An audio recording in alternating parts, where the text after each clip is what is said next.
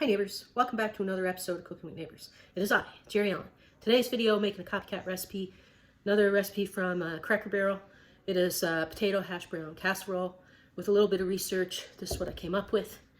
And doing this in collaboration with my cousin Mel over at Cooking with Cousin Mel and my friend Linda at Create with Linda. So, their links along with the recipe will be in the description box under the video.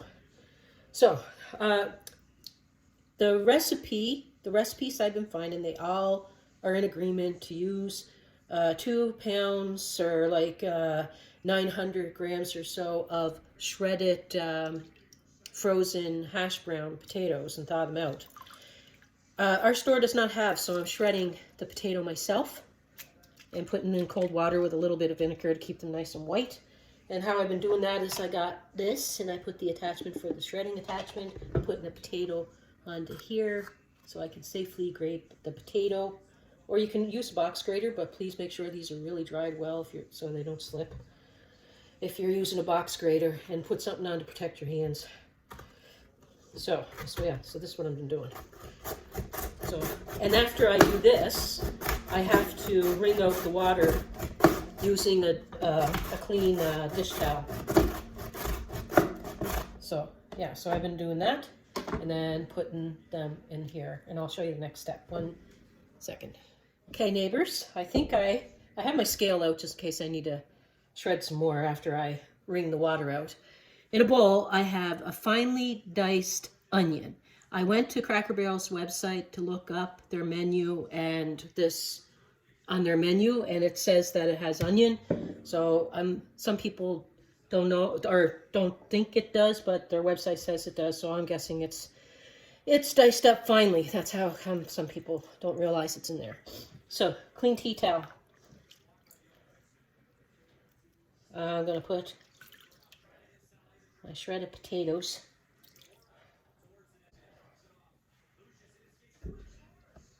Or cheesecloth. Woo! And I'm gonna wring these out best I can. If you want to make these frozen, like freeze them, if you wring them out and put them out on a baking sheet, spread them out, and then put them in the freezer, freeze them, and then transfer them to a bag. And this recipe calls for their house seasoning, which I really can't find, but the most common house seasoning is garlic powder, onion powder, salt, and pepper. So I'm going to do that in here, a little bit of each. Okay, so my potatoes are in there. I'm going to put in sour cream. I'll put the amounts across the screen.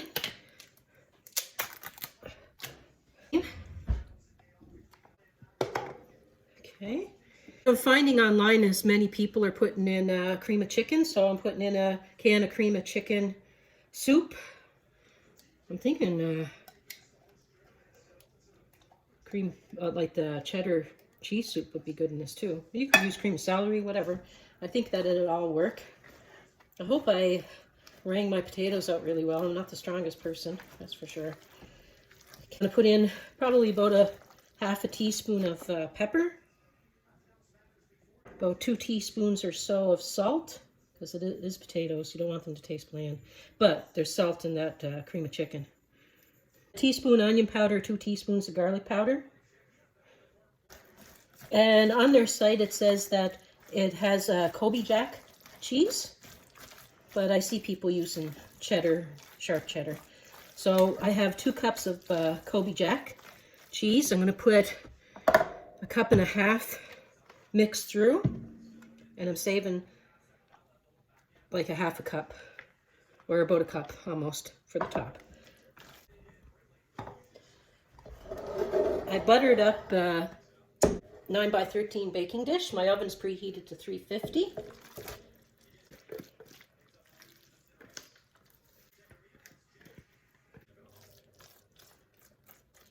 I'm going to cover this and bake it at 350. And then I'm going to uncover it, put the remainder of the cheese on. Or actually, my foil is not going to touch it. So let's do this.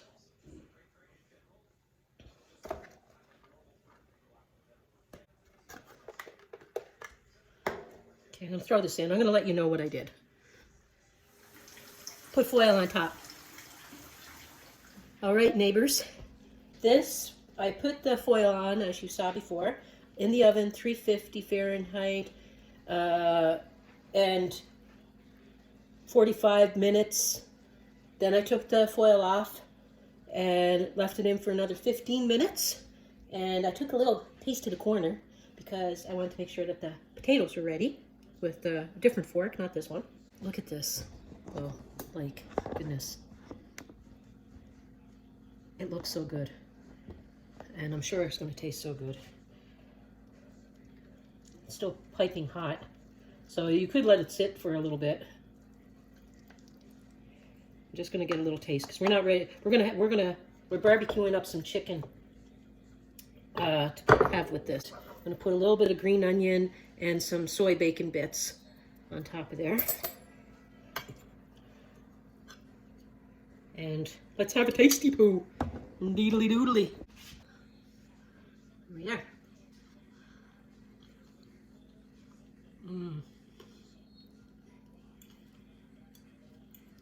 Potatoes are nice and tender.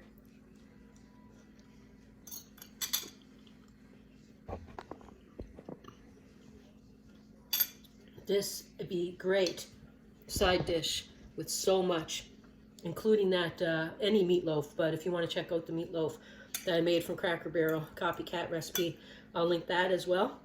And don't forget to check out Cooking with Cousin Mel and Create with Linda. Wonderful ladies. I'm sure they got a wonderful recipe waiting for you over there. Peace, love, God bless. Thank you all for being here. Take care, everyone. See you again soon.